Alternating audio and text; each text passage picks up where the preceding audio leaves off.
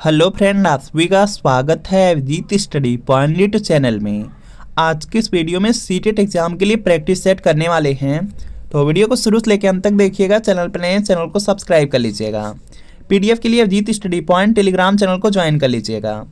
आज की क्लास में बाल विकास और शिक्षा शास्त्र के 30 प्रश्न करने वाले हैं। सीडीपी के अगर इन 30 प्रश्नों में से आपके 15 प्लस प्रश्न बिल्कुल सही हो जाते हैं तो आप सीटेट एग्जाम को काफ़ी अच्छे स्कोर से पास कर सकते हैं। तो आज की क्लास से कितने प्रश्न आपके बिल्कुल सही हुए हैं या कमेंट आप जरूर कीजिएगा। आज की क्लास का आपका सबसे पहला प्रश्न है, संज्ञानात्मक विकास से संबंधित हैं, तो इसका देखिए आपको सही जवाब बताना है। 4 ऑप्शन दिया गया है, जिन पियाजे, ब्रूनर, ए और बी दोनों, इनमें से कोई नहीं। तो यहाँ पे जल्दी से आपको आंसर करना है। तो देखिए जो संज्ञानात्मक विकास का संबंध है वह जिन पियाजे और ब्रूनर दोनों लोगों से था, तो यहाँ पे क्या होगा, ए और बी दोनों होगा। तो यहाँ पे सी वाला बिल्कुल राइट आंसर हो जाएगा। सी वाला बिल्कुल राइट आंसर है। अगला प्रश्न आपके सामने है, सभी लोग प्रयास करेंगे और इसका राइट आंसर करेंगे कि वह कौन सा स्थान है जहाँ बच्चे की संज्ञानात्मक विकास को सबसे बेहतर तरीके से परिभाषित किया जा सकता है। तो इसका देखिए आपको सही जवाब बताना है। सभी लोग प्रयास करेंगे और इसका राइट आंसर करेंगे। संज्ञानात्मक विकास के बारे में दिया गया है, खेल का मैदान, विद्यालय एवं कक्षा पर्यावरण, सभागार और यहाँ पे घर दिया गया है। तो संज्ञानात्मक विकास को जो सबसे बेहतर तरीके से परिभाषित किया जा सकता है वह विद्यालय और कक्षा का वातावरण या पर्यावरण होता है। तो यहाँ पे क्या होगा, बी वाला बिल्कुल राइट आंसर हो जाएगा। अगला प्रश्न आपके सामने है कि व्यवहारवाद निम्न में से किस व्यवहार के अध्यापन पर बल देता है। तो इसका देखिए आपको सही जवाब बताना है। देखिए व्यवहारवाद दिया गया है, यह किस व्यवहार के अध्यापन पर यहाँ पे सबसे अधिक बल देता है। केवल आंतरिक व्यवहार, केवल बाह्य व्यवहार, दोनों, आंतरिक और व्यवहार दोनों, इनमें से कोई नहीं। तो देखेंगे जो व्यवहारवाद है यह केवल बाह्य व्यवहार पर के अध्यापन पर बल देता है। तो यहाँ पे क्या होगा, बी वाला बिल्कुल राइट आंसर हो जाएगा, केवल बाह्य व्यवहार। इसके बाद देखेंगे नेक्स्ट प्रश्न है, विकास का वही संबंध परिपक्वता से है जो उद्दीपन का यहाँ पे डॉट डॉट से है। तो इसका देखिए आपको सही जवाब बताना है। विकास का वही संबंध परिपक्वता से है जो कि उद्दीपन का प्रतिक्रिया से है। तो यहाँ पे प्रतिक्रिया बी में दिया गया है, बी वाला बिल्कुल यहाँ पे राइट आंसर हो जाएगा। अगला प्रश्न आपके सामने है, किस अवस्था में शारीरिक, मानसिक और जो संवेगात्मक परिवर्तन है वह शीघ्र होते हैं। तो इसका देखिए आपको सही जवाब बताना है। तो आपको भी पता है यहाँ पे कि जो किशोरावस्था होती है उसमें शारीरिक, मानसिक और जो संवेगात्मक परिवर्तन है जल्दी होते हैं। तो यहाँ पे ए वाला बिल्कुल राइट आंसर हो जाएगा। यहाँ पे क्या होगा, ए वाला बिल्कुल राइट आंसर है। अगला प्रश्न आपके सामने है कि एक अभिप्रेरित बालक निम्न में से कौन सा गुण प्रदर्शित नहीं करता। तो इसका देखिए आपको सही जवाब बताना है। अभिप्रेरित बालक निम्न में से कौन सा गुण प्रदर्शित नहीं करता। सीखने की इच्छा दिया गया है, सीखने में आवेष्टन दिया गया है, तो आकांक्षा स्तर है, समूह से अलगा। अभिप्रेरित बालक, जो अभिप्रेरित बालक होते हैं वह उनमें देखेंगे सीखने की इच्छा रहती है, आकांक्षा का स्तर रहता है, सीखने में आवेष्टन करते हैं, लेकिन समूह से जो अलगाव है यह प्रदर्शित नहीं करते, यह गुण उनमें नहीं होता। तो डी वाला राइट आंसर हो जाएगा। वह समूह में बल्कि रहते हैं, अलगाव नहीं रहता। तो डी वाला राइट आंसर है। अगला प्रश्न है कि निम्नलिखित में से कौन सा कौशल भावात्मक बुद्धि से संबंध नहीं है। तो इसका देखिए आपको सही जवाब बताना है। तो यहाँ पे इसका राइट आंसर हो जाएगा, देखिए भावात्मक बुद्धि से संबंध नहीं है। तो यहाँ पे जो भावनाओं की आलोचना है यह भावात्मक बुद्धि से इसका संबंध नहीं है। तो यहाँ पे क्या होगा, ए वाला आपका राइट आंसर हो जाएगा। यहाँ पर जो भावात्मक बुद्धि से संबंध है वह कक्षा सहपाठियों के साथ मैत्रीपूर्ण व्यवहार है, भावनाओं के प्रति जागरूकता है, भावनाओं का प्रबंधन है। तो यहाँ पे क्या होगा, ए वाला राइट आंसर होगा। अगला प्रश्न आपके सामने है कि अर्थपूर्ण अधिगम के लिए, अर्थपूर्ण अधिगम दिया गया है। अधिगम का मतलब होता है लर्निंग, सीखना। तो यहाँ पे क्या होगा, बच्चों को मूल्यवान महसूस कराने की जरूरत है। अर्थपूर्ण अधिगम के लिए क्या करना है कि बच्चों को मूल्यवान महसूस कराने की आपको क्या पड़ेगी, जरूरत। तो यहाँ पे फर्स्ट वाला राइट आंसर है। अगला प्रश्न आपके सामने है, यहाँ पर देखेंगे यह आपका कूट में दिया गया था। तो यहाँ पर देखेंगे दूसरा है, बच्चों के अनुभव को समाहित करना चाहिए। तो अर्थपूर्ण अधिगम में यह भी होता है। यहाँ पे फर्स्ट वाला भी है, सेकेंड वाला भी है। बाकी देख लेते हैं, बच्चों को सवाल पूछने की अनुमति नहीं होनी चाहिए। तो यहाँ पे थर्ड वाला नहीं होगा। तो यहाँ पे देखेंगे पहला और दूसरा होगा। तो यहाँ पे पहला दूसरा यहाँ पे दिया गया है, तो ए वाला राइट आंसर होगा। अगला प्रश्न आपके सामने है कि सीखने की वह अवधि जब सीखने की प्रक्रिया में कोई उन्नति नहीं होती है वह क्या कहलाती है। तो इसका देखिए आपको सही जवाब बताना है। सीखने का वह समय जिसमें सीखने की प्रक्रिया में कोई भी उन्नति नहीं हो रहा है, कोई बदलाव नहीं हो रहा है, तो वह होता है आपका सीखने का पठार। ऑप्शन नंबर बी वाला बिल्कुल राइट आंसर है। अगला प्रश्न है कि अधिगम सिद्धांत माता पिता की भूमिका को उनके बच्चे के विकास में कैसे चिन्हित करते हैं। तो इसका देखिए आपको सही जवाब बताना है। अधिगम सिद्धांत दिया गया माता पिता की भूमिका को उनके बच्चे के विकास में कैसे चिन्हित करते हैं, तो यह प्रशिक्षक के रूप में होते हैं। तो यहाँ पे ए वाला आपका राइट आंसर होगा। अगला प्रश्न है कि टालमैन ने अपने सैद्धांतिक दृष्टिकोण को कहा है, तो इसका देखिए आपको सही जवाब बताना है। तो यहाँ पे जो टालमैन थे वह जो सैद्धांतिक दृष्टिकोण दिए थे उसको संप्रयोजन व्यवहारवाद कहे थे। तो यहाँ पे बी वाला राइट आंसर है। अगला प्रश्न है कि शिक्षण प्रक्रिया में निम्नलिखित में से किसका भली प्रकार ध्यान रखना चाहिए, तो इसका देखिए आपको सही जवाब बताना है। तो यह विद्यार्थियों की सक्रिय सहभागिता हो जाएगा, ए वाला आपका राइट आंसर होगा। शिक्षण प्रक्रिया में यहाँ पर देखेंगे जो विद्यार्थियों की सक्रिय सहभागिता है, इसका यहाँ पे हमें क्या करना चाहिए, भली भांति ध्यान रखना चाहिए। तो ए वाला राइट आंसर है।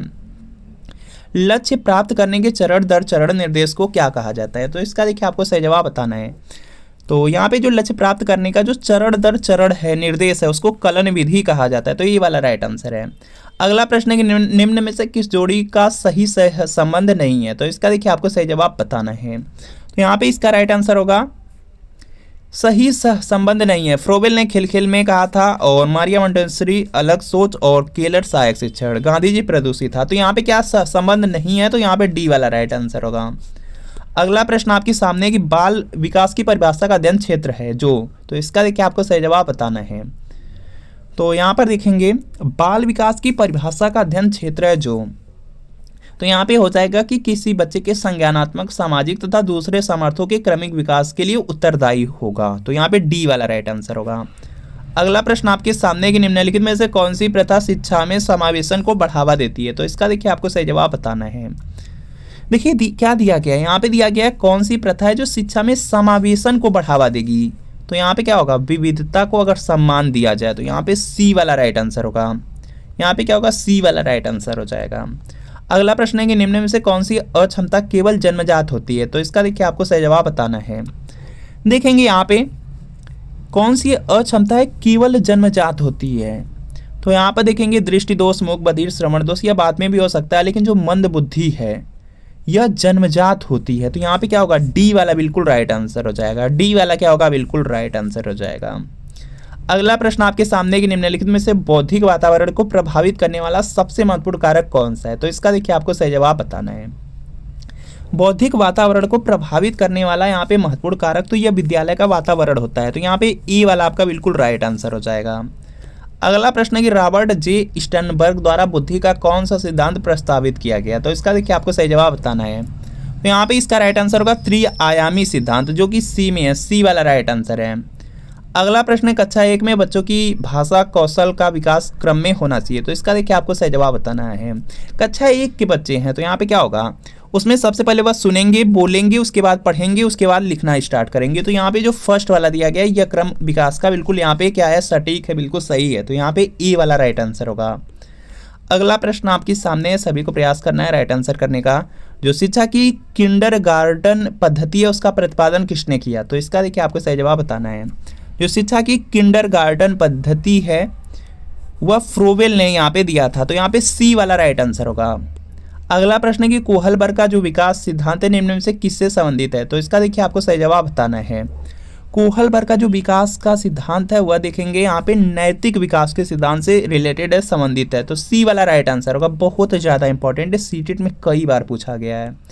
अगला प्रश्न आपके सामने है कि कक्षा शिक्षण में जो पाठ प्रस्तावना सोपान सीखने के किस नियम पर आधारित है, तो इसका देखिए आपको सही जवाब बताना है। देखेंगे जो पाठ प्रस्तावना सोपान है यह सीखने का जो तत्परता का नियम है उस पे यहाँ पे आधारित है। तो यहाँ पे क्या होगा, सी वाला बिल्कुल राइट आंसर होगा। सी वाला बिल्कुल यहाँ पे क्या होगा, राइट आंसर होगा। इसके बाद देखेंगे नेक्स्ट प्रश्न आपका दिया गया है 12 वर्ष से 16 वर्ष के बच्चों के लिए हिंदी में डॉक्टर यश जलोटा ने कौन सा परीक्षण प्रतिपादित किया है, तो इसका देखिए आपको सही जवाब बताना है। तो यह था साधारण मानसिक योग्यता परीक्षण था, जो कि बी में है, बी वाला राइट आंसर है। सीखने का पठार सीखने की प्रक्रिया के मुख्य अभिलक्षण हैं जो उस स्थिति को प्रकट करते हैं जिसमें सीखने की प्रक्रिया में कोई उन्नति नहीं होती है, यह कथन किसका है, तो इसका देखिए आपको सही जवाब बताना है। तो यह राष्ट्र ने कहा था, राष्ट्र देखेंगे सी में है, सी वाला राइट आंसर है। अगला प्रश्न आपके सामने है कि बालकों के सामाजिक विकास को प्रभावित करने वाले तत्व हैं, तो इसका देखिए आपको सही जवाब बताना है। बालकों का देखेंगे यहाँ पे सामाजिक विकास को प्रभावित करने वाले तत्व दिया गया है, तो यह देखेंगे आपका हो जाएगा सामाजिक परिवेशजन्य तत्व, बी वाला बिल्कुल राइट आंसर है। अगला प्रश्न है कि अधिगम से संबंधित किसी विद्यार्थी की समस्याओं का सबसे अच्छा उपचार है, तो इसका देखिए आपको सही जवाब बताना है। तो यह होगा निदानात्मक शिक्षण हो जाएगा, जो कि डी में है, डी वाला राइट आंसर है। और इसके आगे और भी प्रश्न है, उससे पहले जान लीजिए कि जो सीटेट एग्जाम है उसमें 150 प्रश्न आएगा और लगभग 100 से 110 प्रश्न आपका प्रीवियस ईयर क्वेश्चन पेपर से आएगा, चाहे आपका प्राइमरी और जूनियर का मैथ साइंस हो या सोशल साइंस, सब में 100 से 110 प्रश्न प्रीवियस ईयर पेपर से। कोई सब्जेक्ट आप पढ़ के जाइए, जैसे सीडीपी है, इसको प्रीवियस ईयर पेपर से पढ़ के जाइए, 30 प्रश्न आते हैं एग्जाम में, 20 से 22 प्रश्न प्रीवियस ईयर पेपर से देखने को मिल जाएंगे। लैंग्वेज है, लैंग्वेज में हिंदी, संस्कृत, इंग्लिश, उर्दू, मराठी, कोई लैंग्वेज ले लीजिए और 30 में देखेंगे 20 से 22 प्रश्न प्रीवियस ईयर पेपर से ही देखने को मिलेगा। और इसी तरीके से आपका यहाँ पे सोशल साइंस होगा, या तो मैथ साइंस होगा या तो आपका प्राइमरी का ईवीएस मैथ होगा, उसमें भी देखेंगे 60 प्रश्न आएंगे, लगभग आपका 40 से 42 प्रश्न प्रीवियस ईयर पेपर से पूछा जाएगा। तो सीटेट के लिए प्रीवियस ईयर पेपर जरूर पढ़िए, एग्जाम से पहले तो जरूर पढ़ के जाइएगा। और सीटेट ये फरवरी 2026 के लिए प्रीवियस ईयर पेपर है, ये सोशल साइंस का क्लास 6 to 8 का पेपर सेकंड है। बिल्कुल इसी तरीके से मैथ साइंस का मिलेगा, प्राइमरी का चाहेंगे प्राइमरी का मिलेगा। जून 2011 से दिसंबर 2024 तक आज तक सीटेट में जितना पेपर हुआ सबका सब पेपर मिलेगा। पूरे 14 साल का पेपर आंसर की के साथ एक्सप्लेनेशन, सॉल्यूशन, व्याख्या सब कुछ मिलेगा। सभी सब्जेक्ट मिलेंगे, CDP, social science, Hindi, Sanskrit, English, math science, EVS. तो वीडियो के नीचे डिस्क्रिप्शन में जाना है, लिंक मिलेगी, लिंक को क्लिक करना है, नाम मोबाइल नंबर फिल करके सिर्फ 30 रुपये का पेमेंट करना है। जैसे 30 रुपये का पेमेंट करेंगे तुरंत प्रीवियस ईयर पेपर का जो पीडीएफ होगा डाउनलोड हो जाएगा। अगर इससे तैयारी करेंगे सीटेट एग्जाम में बहुत ज़्यादा हेल्प मिल जाएगी। लिंक से अगर परचेज करने में कोई प्रॉब्लम आ रही है या डायरेक्ट व्हाट्सअप से ही परचेज करना चाहते हैं तो इस व्हाट्सअप नंबर पर लिखना है CTET previous year paper, social science या मैथ साइंस या प्राइमरी लिखकर के मैसेज करना है। जैसे मैसेज करेंगे रिप्लाई किया जाएगा, 30 रुपये की पेमेंट करनी है। जैसे 30 रुपये पेमेंट करते हैं तुरंत प्रीवियस ईयर पेपर का जो पीडीएफ होगा सेंड कर दिया जाएगा। तो उस व्हाट्सएप नंबर पर मैसेज जरूर कर लीजिए। और अगला प्रश्न आपके सामने स्क्रीन पर है कि 140 से अधिक जो बुद्धि लब्धि आईक्यू वाले बच्चे होते हैं वह किस श्रेणी में रखे जाते हैं या रखेंगे उन्हें। तो यह होते हैं जिनका भी यहाँ पे आईक्यू लेवल यहाँ पे 140 से ज़्यादा हो जाता है, वह प्रतिभाशाली के अंतर्गत आ जाते हैं। तो डी वाला राइट आंसर है। अगला प्रश्न है कि मिरर ड्राइंग परीक्षण निम्न में से किसके मापन हेतु प्रयुक्त होता है। तो इसका देखिए आपको सही जवाब बताना है। मिरर ड्राइंग परीक्षण दिया गया अधिगम के लिए होता है, अधिगम मापन के लिए प्रयुक्त होता है। तो सी वाला राइट आंसर होगा। सीखी गई बात को धारण करने और पुनः स्मरण करने में असफल होना, तो यह क्या है, यह है आपका विस्मरण है, विस्मृति है। तो यहाँ पे क्या है, ए वाला राइट आंसर है। भूलना क्या है, यह आपका विस्मरण है। तो यहाँ पे ए वाला राइट आंसर होगा। तो फ्रेंड आपको बताना है कि इन 30 प्रश्नों में कितने प्रश्न आपके बिल्कुल सही हुए हैं, यह कमेंट आप जरूर कीजिएगा। और सीटेट की अगर तैयारी कर रहे हैं तो प्रीवियस ईयर पेपर लेकर के जरूर पढ़िए। इस व्हाट्सएप नंबर पर मैसेज कीजिए, सिर्फ 30 रुपये में मिलेगा। तो इस व्हाट्सएप नंबर पर मैसेज कर लीजिए व्हाट्सएप। तो मिलते हैं फ्रेंड नेक्स्ट वीडियो।